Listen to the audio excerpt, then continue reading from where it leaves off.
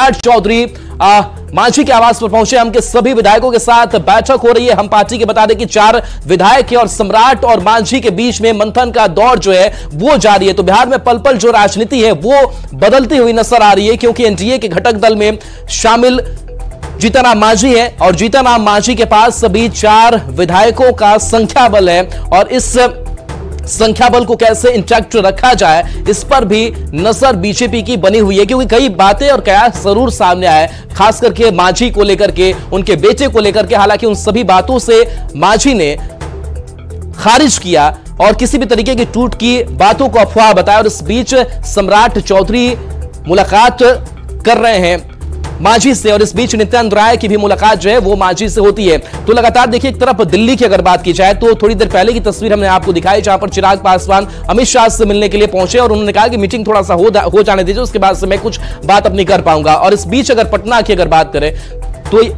तो यहां भी मांझी से मुलाकात सम्राट चौधरी को हो रही है। आनंद हमारे साथ जुड़े हुए हैं। आनंद, लगातार यह भी कोशिश हो रही है कि बीजेपी के साथ जो पार्टियां फिलहाल हैं एनडीए में जो हैं उनसे भी लगातार संपर्क रखा जाए, उनके साथ भी समन्वय लगातार बना रहे, और शायद यही वजह है कि सम्राट चौधरी मांझी से मिलने के लिए पहुंचे हुए हैं। क्या कुछ हलचल है? अपडेट आपके पास क्या है? देखिए, इतना तो तय है कि जैसा कि मैंने आपको बताया कि कई तरह की सियासी चर्चाएं इस वक्त बाजार में है और एक चर्चा ये भी थी कि जीतन राम मांझी को भी ऑफर दिया गया है और जीतन राम मांझी के विधायकों को लेकर भी सवाल खड़े हो रहे थे।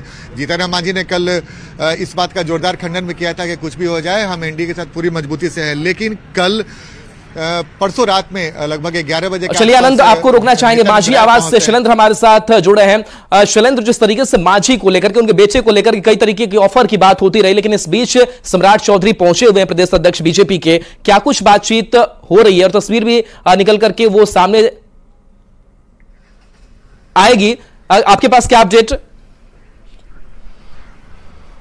देखिए, फिलहाल ये जानकारी है कि जीतन राम मांझी ने अपने सभी 4 विधायकों को अपने आवास में बुलाया है और सम्राट चौधरी भी इस वक्त पहुंचे हैं, भाजपा के प्रदेश अध्यक्ष।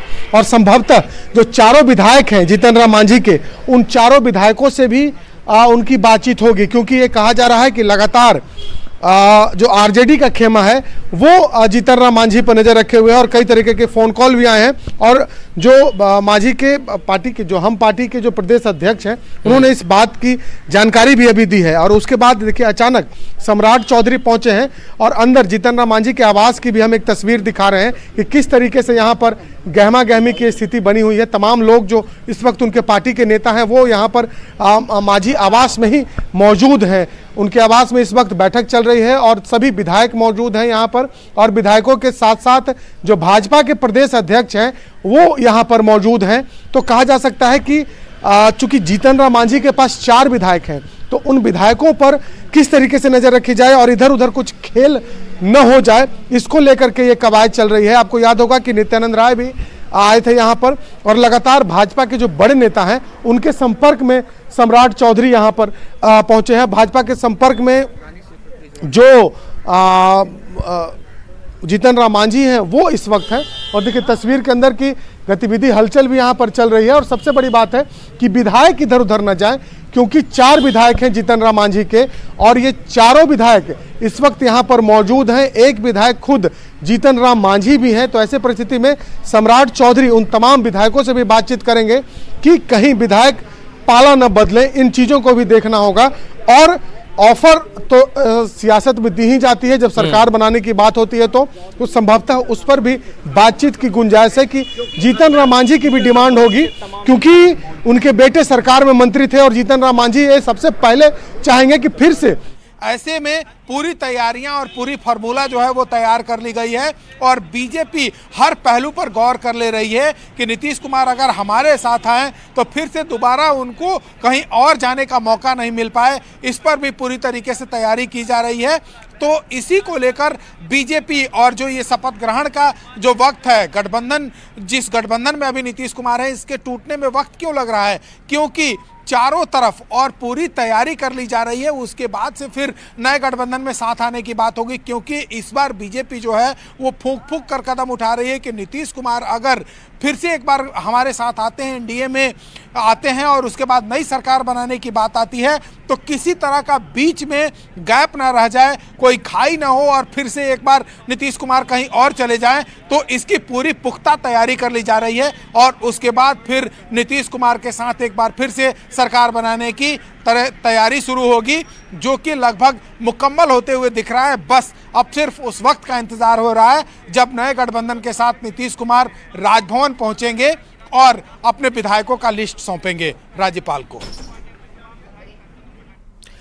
बिल्कुल, तो कुछ चंद्रमोहन जानकारी दे रहे थे और इस बीच शैलेंद्र भी हमारे साथ लगातार जुड़े हुए हैं। शैलेंद्र, जीतन राम मांझी से मिलने के लिए सम्राट चौधरी पहुंचे हुए, लेकिन जिस बात को लेकर के मांझी की भी नजर होगी कि जब एनडीए की सरकार एक बार फिर से बनेगी तो फिर जीतन राम मांझी के जो बेटे हैं संतोष सुमन, उनका कद किस तरीके से होगा, क्या इस पर भी जो मोलजोल है वो करे जाने की कोशिश हो रही है? क्योंकि मांझी भी अपनी बात जरूर रखेंगे, वो भी चाहेंगे कि उनकी जो मजबूती है एनडीए के अंदर वो मजबूत तौर पर वो बनी रहे। देखिए, महत्वपूर्ण मसला यही है कि जीतन राम मांझी को एनडीए की सरकार में समर्थन देने के बदले क्या दिया जाता है। उनकी मांग जरूर ये रहेगी कि उनके बेटे संतोष मांझी फिर से सरकार में शामिल हो, फिर से उन्हें मंत्री बनाया जाए और खास तौर पर इस बार ऐसे मंत्री न बने जो जीतन राम मांझी जो विभाग नहीं चाह रहे थे। तो ये सब डिमांड तो जरूर होगी। एक से अधिक भी मंत्रालय मांझी मांग सकते हैं भाजपा से, क्योंकि जीतन राम मांझी इस वक्त जो भाजपा के प्रदेश अध्यक्ष हैं उनके साथ अपने आवास में बैठक कर रहे हैं। नित्यानंद राय भी उनसे मिल करके गए थे। तो कहीं ना कहीं यह मान के चलना चाहिए कि जो डिमांड जीतन राम मांझी की तरफ से की गई होगी। चले, बिल्कुल शैलेंद्र, तो जीतन राम मांझी से भी बातचीत की जा रही, क्योंकि जीतन राम मांझी की भी महत्वाकांक्षा इस नए एनडीए गठबंधन में होगी कि उनको क्या कुछ मिलता है, उनके बेटे के लिए क्या कुछ मिलता है इस गठबंधन के अंदर। आप नजर बनाए रखिए, एक ब्रेक का वक्त हो चला है और ब्रेक